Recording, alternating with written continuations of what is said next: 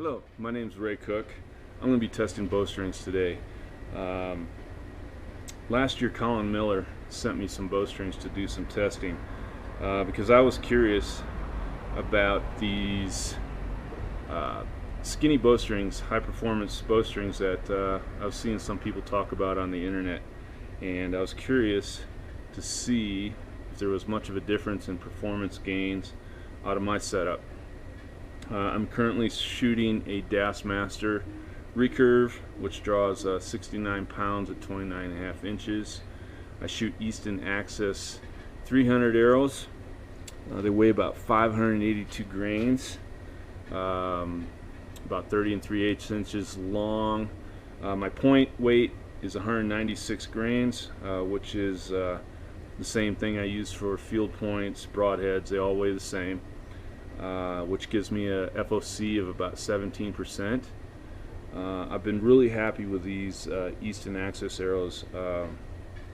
I like skinny arrows because I believe, based on my experience, that the skinnier arrows have a tendency to penetrate easier when I bow hunt.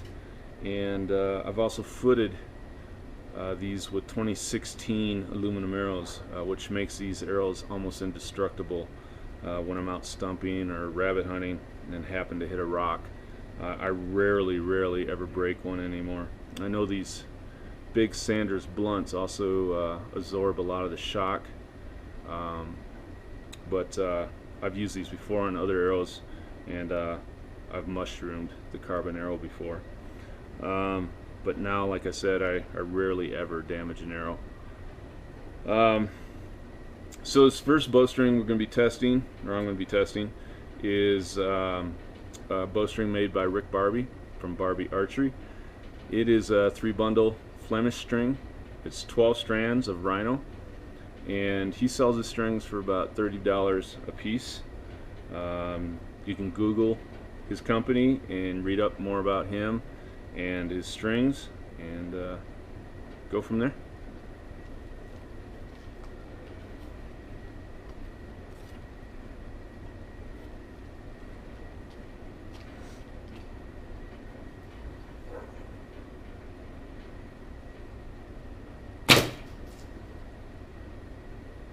$198.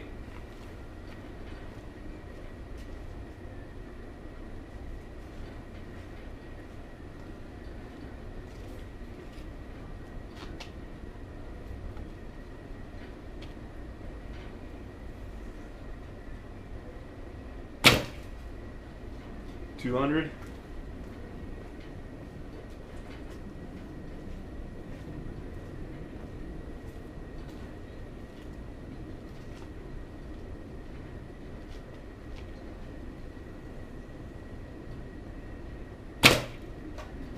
$200.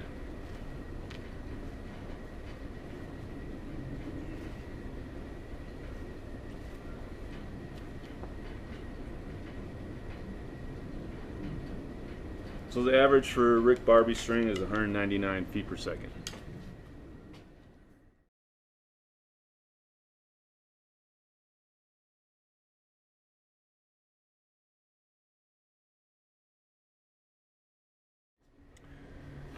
Alright, so this next string we've got is a string made by Colin Miller from Arcos Mountain Looms. It is a Flemish twist 2-bundle string, 12 strands of rhino.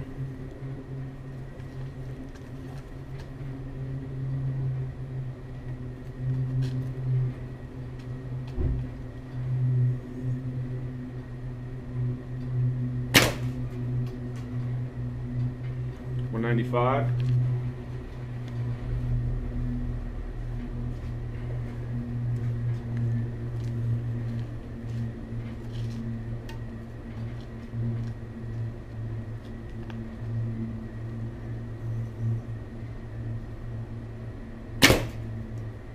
$196.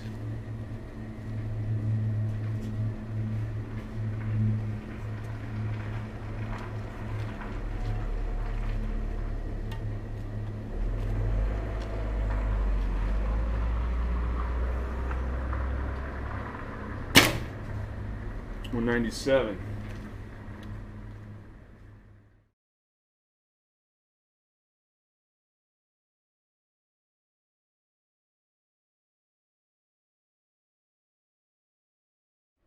Alright, so the next string I have here is another string made by Colin.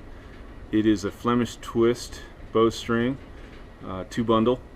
It is 20 strands of 8190.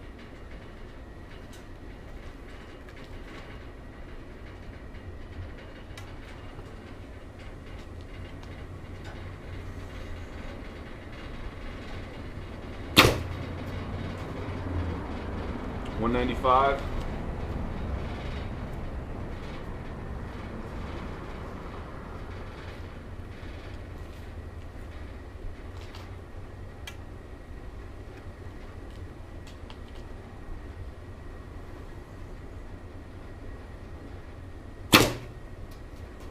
$194.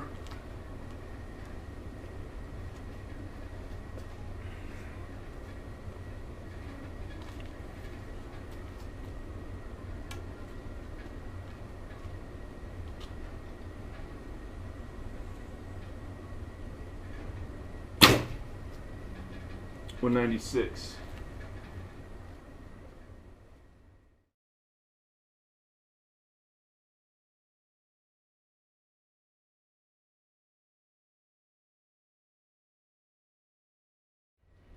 Alright, this next string is another string made by Colin. It is an endless loop this time, and it is a 14 strand string made out of rhino.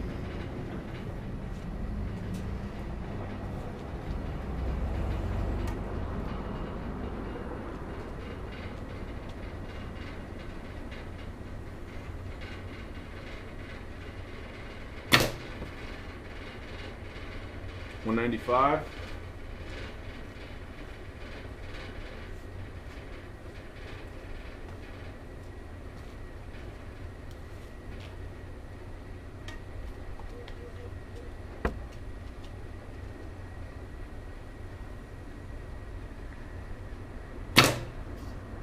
$196.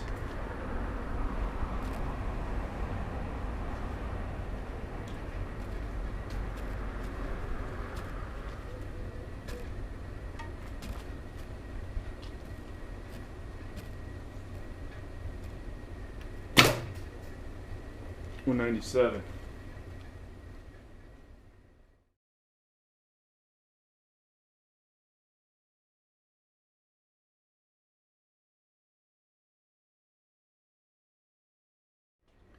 Okay, this next string I have here is another string made by Colin.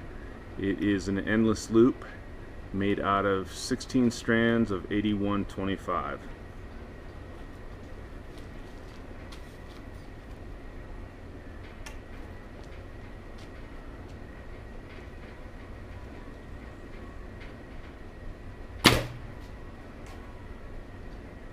$198.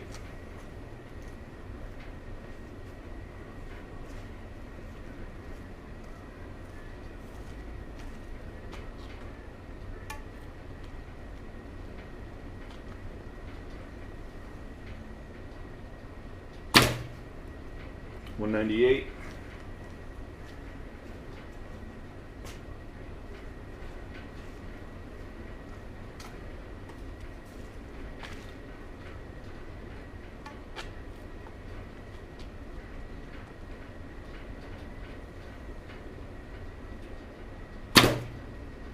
$198.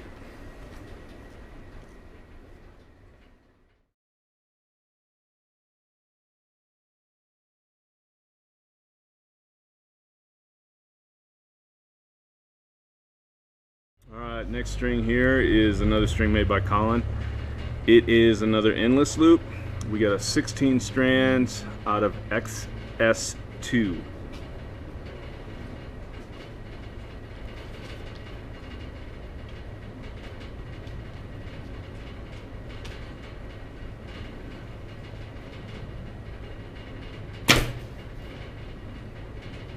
$197.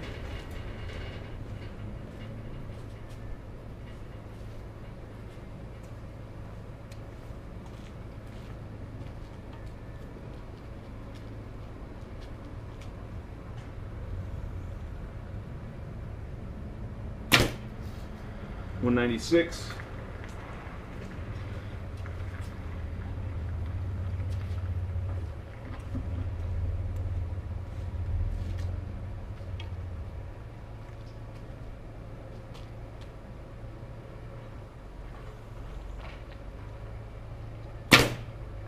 $197.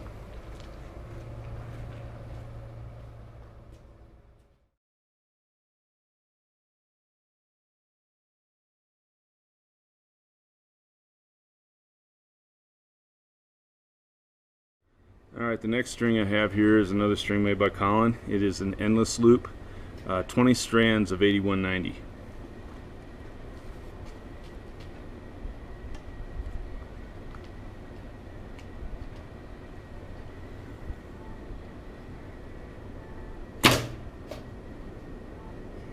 $195.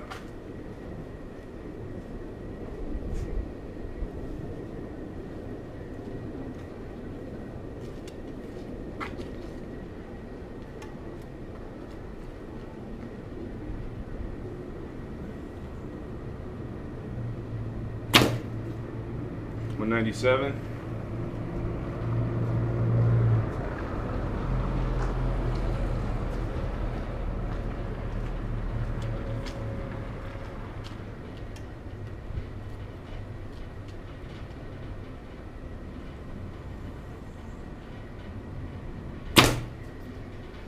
$197.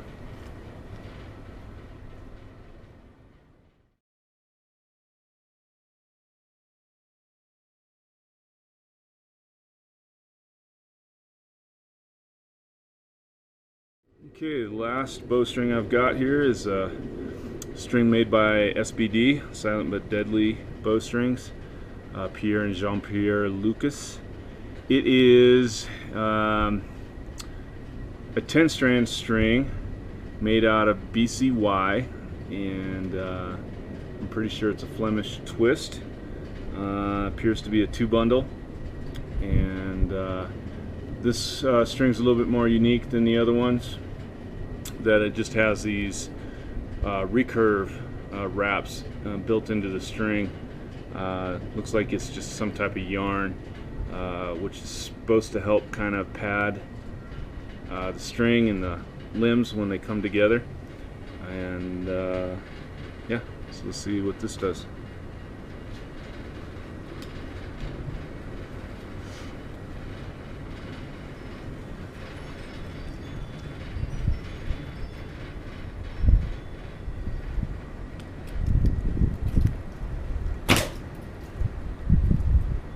$195.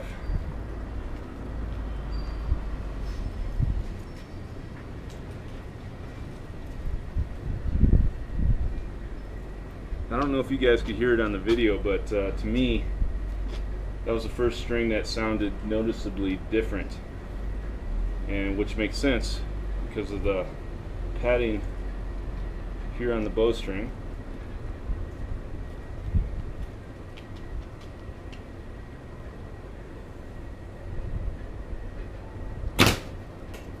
$196.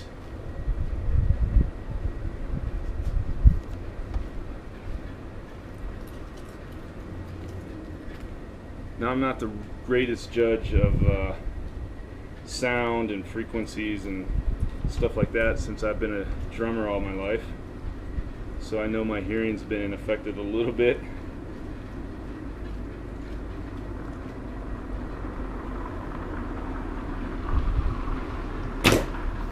$195.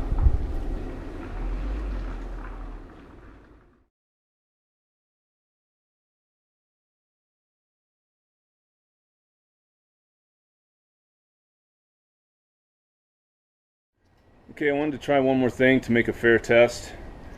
I placed some Velcro along the recurved limbs themselves, basically where the string groove is. If you can see here, it's not all the way up, and it's just past a little part of where the string makes contact with the limb. And wanted to see how the sound compares to the SBD string, see if there's a big difference, see if there's any change in speed either way. and yeah, we'll see what happens.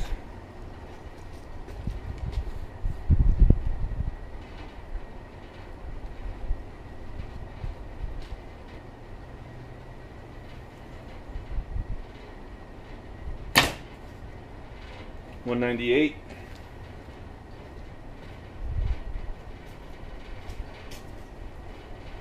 And by the way, this is the Rick Barbie string.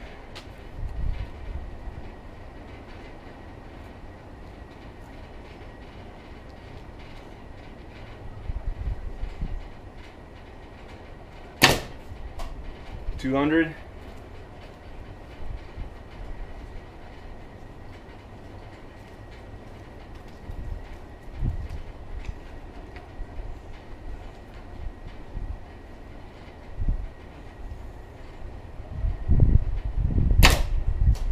$199.